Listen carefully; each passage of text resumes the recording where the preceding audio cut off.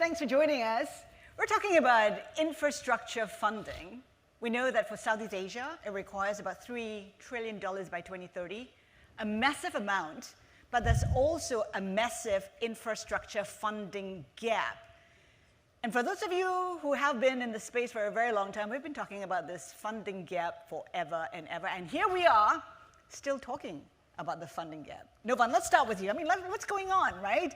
We've identified that it has to be, there must be a pipeline, must be bankable, there should be greater clarity in regulation. And here we are yet again, looking at the same problems and talking about a huge funding gap. Well, Haslinda, we're still talking about it because countries without the capacity to build will not be able to innovate. And innovation is extremely important, as we basically evolve and progress. The current changes that we're seeing on the global tariff scene, the requirements for energy security and food security that we've observed post-COVID, for example, all these are leading companies to needing to innovate, because when you innovate, you can reduce costs, or you can increase earnings, and therefore, in order to innovate, you then need the capacity to build. So where infrastructure come in is at the capacity to build, right? So we need to continue to fund infrastructure projects so that countries can have that capacity. Now, having said that, infrastructure has evolved over time. The definition of what is infrastructure has evolved. A long time ago, we used to talk about toll roads. Toll roads was, the big infrastructure play. It then moved on to other parts of transportation, like, for example, ports. We then went through a phase of IPPs, independent power producers, to produce energy. We then moved on to renewables. Now, we're spending a lot of time talking about data and AI. And infrastructure needs have also evolved into data centers, for example. But, as we progress from, many years ago to today, it's all as a result of, countries needing to have that capacity to build, which then allows them to innovate. Okay, so we'll pick up on that slightly later. Gabriel, your thoughts on whether we're seeing at least a narrowing of that gap? Yeah, thanks, Jacinda, and thanks, Novan. We think that actually the gap is narrowing. But how quickly? It's not very quick, because your funding sources are going up a lot. So infrastructure as an asset class has quadrupled in the last 10 years. And as of last year, it's about $1.3 trillion in assets under management. It's the fastest growing because compared to private equity and venture capital, those are more mature asset classes. But infrastructure, you're seeing more funds, you're seeing more LPs, sovereign wealth, dedicating strategies to infrastructure. So the funding sources have gone up. You've got more development finance. You've got more government finance and budget allocated for infrastructure development. So all good. But then the demand is also going up. So infrastructure projects are getting more expensive, not because they're more expensive, but because they're big.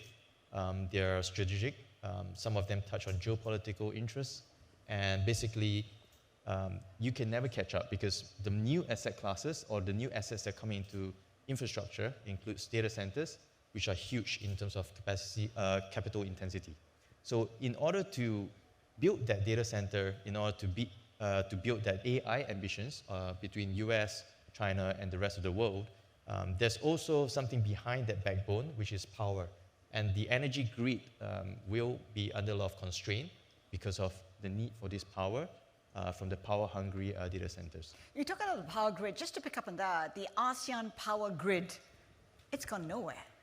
Mm-hmm. What went wrong? So my opinion is that nothing has really gone wrong. It has to be a collaborative effort, concerted effort across the governments, across ASEAN. But market forces will determine where the direction of the backbone of infrastructure for ASEAN and integrated ASEAN will go.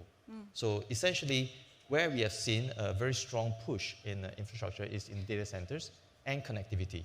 So ASEAN may not be connected through a power grid as was a plan long ago, because power costs have gone up and power is becoming very strategic and very critical a resource. But data centers and connectivity has been helped by growth in Malaysia, for example. So Malaysia took a very big step. The government provided a lot of power, a lot of land, water, brought in the hyperscalers from the west and the east as well. And basically with that data center capacity, we are able to say that ASEAN has a data center capacity that can be one of the top 10 in the world compared to US and China, top 2. And then therein lies the connectivity across the region, whether subsea cables, land fiber cables that can actually connect, and also Singapore having been one of the connectivity hubs, the availability zones going from Johor to Singapore to Indonesia, and then across the Pacific, where there's also decoupling and new zones being built in order to have that geopolitical decoupling, which is becoming a sensitive topic nowadays. So a lot of development in that space. So power and energy will still be a very big thing, just like what Novan said. Countries are more concerned about energy security, so to be able to share that power and energy across the region is going to be a harder case than compared to sharing connectivity and improving that data network across the region. We talk about the need for a collaborative effort. Given the geopolitical environment and given the economic environment like now with high tariffs, like 19% in Malaysia, would that be a good enough impetus for that collaboration to come through? I think it would play some role, because at the end of the day, when you talk about global tariffs, then the question is who's paying for the tariff? And that tariff will need to be shared across exporter, importer, and consumers. And depending how that gets shared across the various parties, it will lead to changes in various cost structures. Now, when there's changes to various cost structures, and that is where it comes in the need to basically innovate, or even to think about infrastructure construction differently. When countries used to be able to duplicate, and maybe you need to duplicate for security purposes, the need now to have better coordination would probably make more sense. What's your take on it, Gabriel? I think in a post-tariff world, the consumer suffers, the trade suffers, but actually infra project owners may not suffer. So we might be beneficiaries of supply chain disruption, reshoring. Why do I say that? In the past, maybe let's wind back to April when President Trump announced tariffs. Solar panels from Southeast Asia, even Cambodia, went up to as high as 3,521% in terms of tariffs. And the beneficiaries of that oversupply and the supply chain rejigging is ASEAN and Middle East, of course. So the lower tariffs, in fact, and the oversupply, it means that the renewable projects can be rolled out at much lower cost to build. So that's one way. And the other thing is also the capital flows as a result of that, being caught in between the superpowers being courted, and also by both US and China. So there's capital flows, there's a lot of interest to build new ones, new assets and new infrastructure.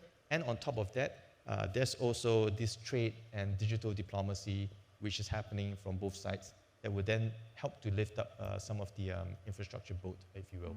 In the end, it is about risk rewards, and in the end, it's about yield, right? If you take a look at the current environment where there's just much more volatility, the yield from infrastructure projects will serve you a stable yield and a longer period of time. That makes it more attractive. I mean, does that change how people look at it, how investors look at it, and does it make it more attractive as a result? I think that goes to the point about your question about the gap reducing, the financing gap reducing. I'm sure, Gabriel, for you, you've gotten a lot busy since Lehman. A lot of money was printed globally.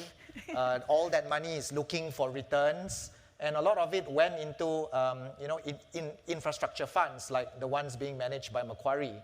I recall the days, we used to talk about infrastructure as an asset class.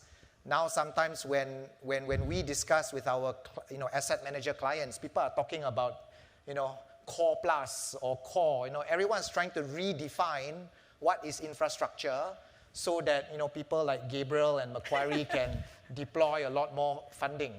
So yes, I think a combination of post-Lehman, a lot of money got printed.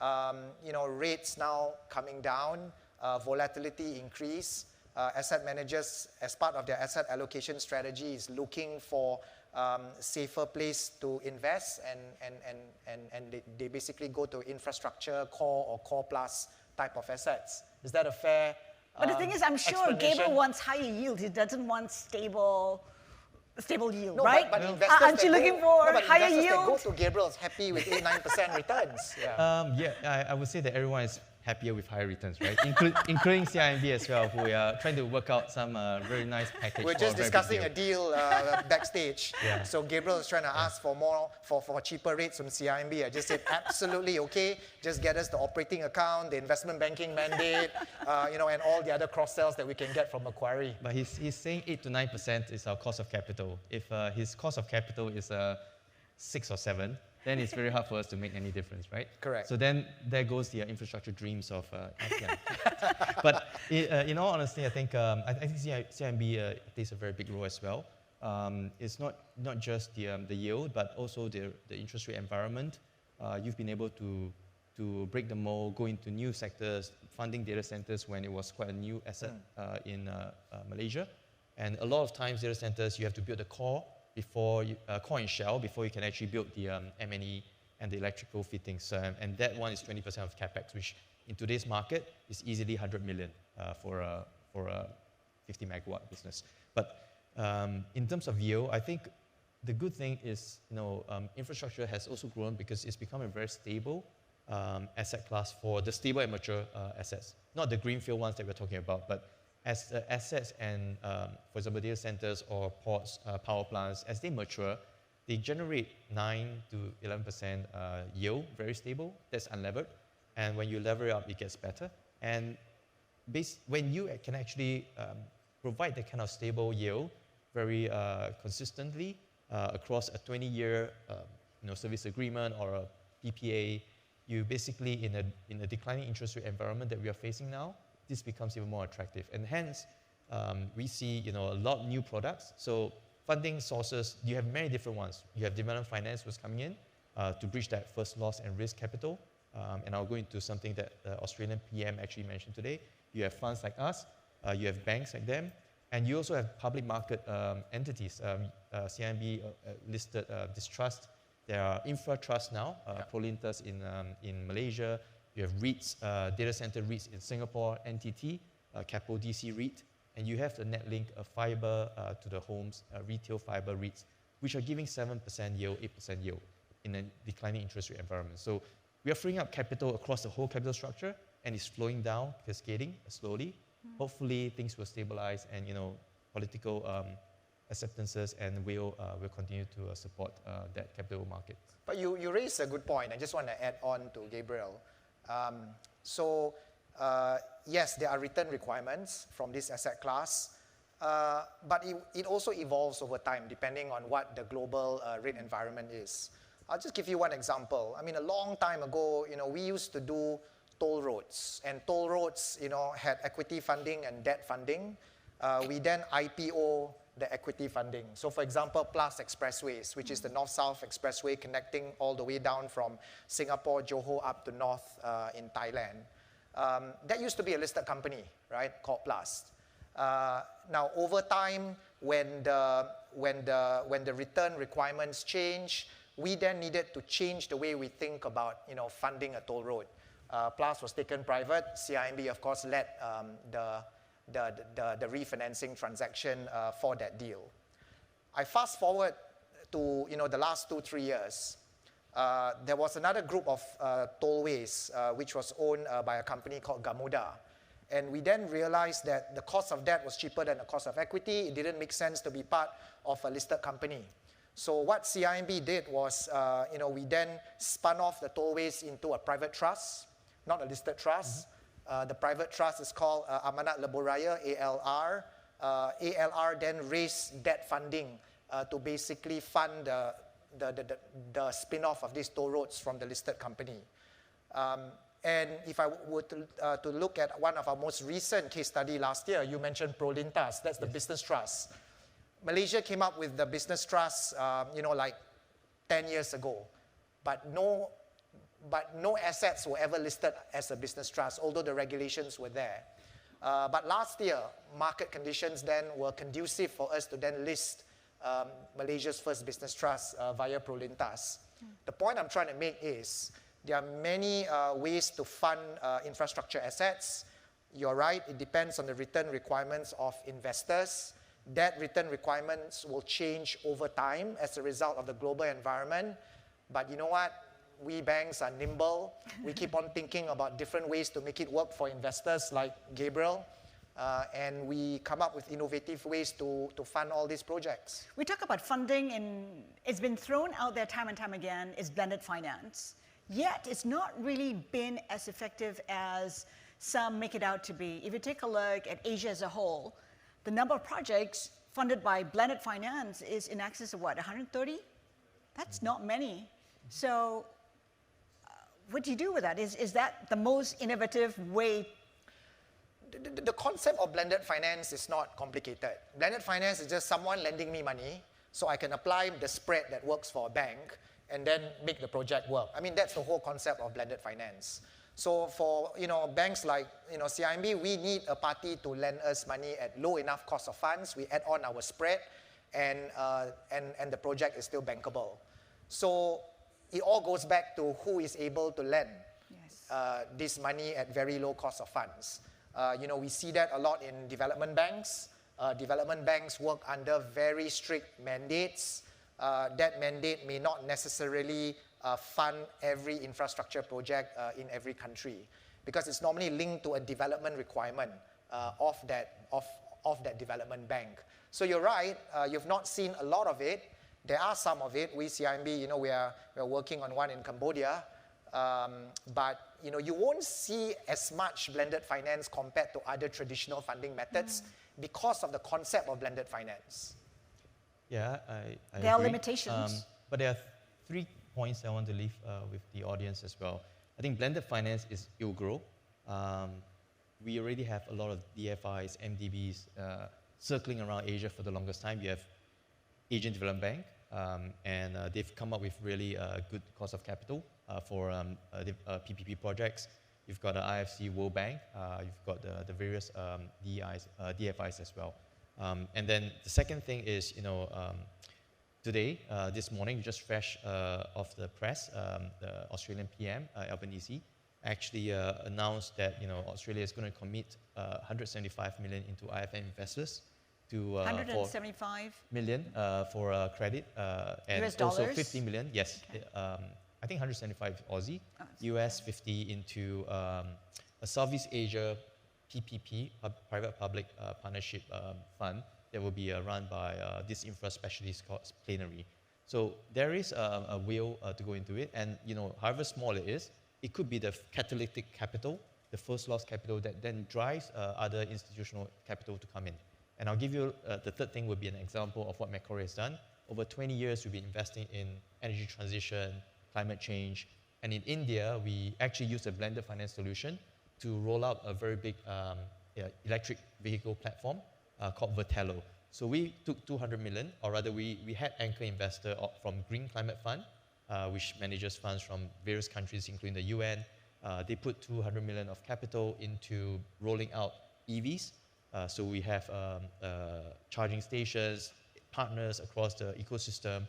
And then this year, that's within 12 months, Macquarie then, with our energy transition fund, led another raise of another 200 million to bring in 2 institutional LPs from very renowned names into the whole platform. So that allows us to, they will come in with the 200 million as a junior equity, and with that, roll out a platform which is strong enough to go for the next round of raise from instis. So I think that model, hopefully we can replicate it across ASEAN as well.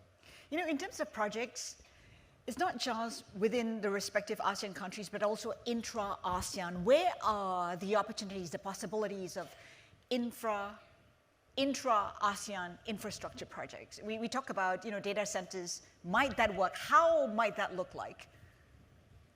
I think data centers, the good thing is already been built. There are quite a good data center platform in Singapore, and now in Malaysia there are huge AIDCs that's happening as well. Then some are being built in Thailand and Indonesia as well. So there's a lot of connectivity that's happening. I think beyond that, there are the ancillary parts of the ecosystem: fiber, subsea, connectivity, and then of course telco communications. Beyond that, I think the biggest gap would be the energy, or rather the power grid. The grid is outdated, is not able to handle the kind of load that the data centers need. We are talking about, for example, when you talk about AI or Gen AI, right? We're not even talking about generative AI. Just a search on ChatGPT, just one search, is already 2.9 watt-hour, according to the International Energy Agency, and that's on average. That's 10 times more than a Google search. As more people use ChatGPT, DeepSeek, you're going to generate a lot more power consumption, compute power as well, and the grid will not be able to handle it. Renewable can only do, solar can only do daytime. Wind is also not consistent. So battery storage systems will have to happen. The entire power grid has to be upgraded. So we're going to have to see a lot more. And credit to Malaysia that they are also rolling out big renewable projects in LSS, which is large solar systems projects across East and Peninsular Malaysia as well. And this is where I know, although the power grid has been a long discussed topic, and you asked the question, why are we still talking about it? I think this is the reason. So over time, because of the way we do business today, because of the way we live, we need a lot more energy. There's a lot more data centers that are being constructed. It needs energy, it needs clean energy. Not all countries have the same access to clean power. And that is why the justification this time, or the impetus for the ASEAN grid to happen, is a lot stronger compared to 10 years ago. Although I don't guarantee you, Haslinda, in 2 years you might still be sitting down and talking about it. Gabriel, give us a sense. sense. On the ASEAN grid, it may not work across ASEAN. Yep. But in individual country to country, it's already happening. So Indonesia and Singapore, there's from Batam, there's a green energy or rather renewable power import-export scheme that's happening. And that one has really been in the works for a few years now. And it's going to be connected between Batam and Singapore. There's already offtake agreements being agreed. There's already import and export licenses being given out. And that could be the start of it. Of course, then there are economic benefits and commercial interests in terms of the pricing arbitrage between the offtaker in Singapore and the generator. So you have floating solar, you have wind, or in Batam that's gonna export it quite well. So that could be the start of it.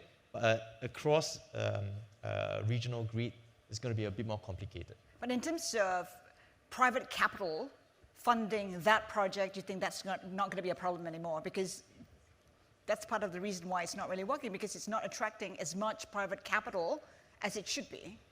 For ASEAN or for Singapore, Indonesia? No, Singapore, ASEAN. Indonesia, as I mentioned, the commercial interests are there.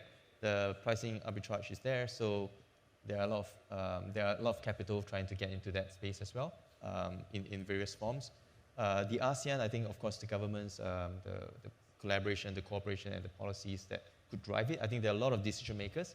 So it's not just about capital, but capital needs to have that commercial interest and viability, like what Novan mentioned, for it to happen as well. So the call to action, I keep hearing regulation. What do governments need to do to fix this problem, to attract private capital so that you get the funding that you actually need for your infrastructure? I think you don't have to be politically correct. All parties must think very long term, right? Including the bank that needs to make returns for our deposit holders and shareholders. But all parties need to think very long term, and there is definitely a need for energy security. There's definitely a need, for us to optimize energy from the producing countries that have too much to countries that actually need more power. And we need, a well-functioning grid in order to connect the producer and the off-taker, and it will transcend borders. Governments need to take a very long-term view of this project, no different than the long-term view that, all the various parties took when last time we had to build major toll roads, or ports or airports. I think it's that similar long-term view and vision that the various parties took for other infrastructure projects last time. Gabriel? Yeah, I think I'll just have a quick one, which is I think renewable energy is probably one way forward. One is you play into the trend of decarbonizing all these very heavy generators of carbon, including data centers and industrial users. And number two, renewable energy is becoming cheaper compared to fossil fuels. So fossil fuels, I think renewable energy, solar and wind, because of technology now and panels, and of course the tariffs benefiting project owners in this part of the world, could be 20-30% cheaper. Are there models out there that have worked wonderfully that can be adopted by ASEAN? I think one case study that I want to highlight is the Bakun Dam in Sarawak, for example. Many years ago, at that point in time, it was such a huge project. People felt that Malaysia was embarking on this huge hydro project, very expensive, needed a lot of funding, whether it made sense.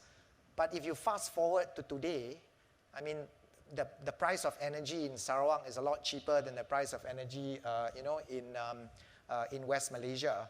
So to the point that Gabriel mentioned, renewable energy, which is a lot cheaper, could justify that, but you need to have a very long-term view.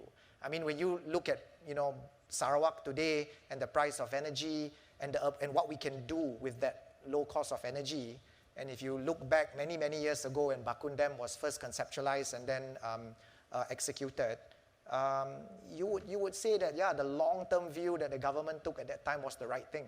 But that's the thing, right? It is the long-term view that makes it uncomfortable because you don't know what's going to happen. And that's the reason why there is the problem of attracting private capital. Your thoughts? I think the gap is closing. Like I said, there are more funds available. I think are there models out there? There are models out there. Yeah, there are models out there. I think in terms of PPP, like I mentioned, what we have with Vertello, which is the EV platform, the plan is to get to a 1.5 billion EV fleet and platform by 2030. And if we can replicate the model within ASEAN, bring in, which we are trying to because of our access to catalytic concessionary capital and development finance, we can then have them as the ones to underwrite the first loss and the catalytic capital concessionary side. And then we will then bring in the institutionals within 12 months. And that would actually have a lot more uplift for PPP. Like I said, Australian government has also started to support some of this in a small way, and then we'll start seeing some of these seeds bear fruit over time. Just to wrap up the conversation, 3 things that need to happen so that we're not sitting here talking about it again in 3 to 5 years. I'm being generous here, 5 years. And we've been talking about this for 10 years now, I think. No, we all must take a long-term view of things. I mentioned the case study of the Bakun Dam, how when we look back, it was actually the right thing to do. That is a very important thing that all stakeholders, need to bear in mind. Yeah. I wish I can tell you a different story, but I think we might be still talking about the same thing 5 years later. But it's project specific. So where market drivers and market forces will drive investment, like in data, in fiber, in digital infra, even waste to energy or power, I think the market forces will push it there. But if you're talking about inter-region connectivity, transport, roads, I think that the economics may not work as well. So you may not have as many market forces pushing it towards that direction. All right. Gabriel, Novan, thank you so much for your time today. Thank you. Thank you. Thank you.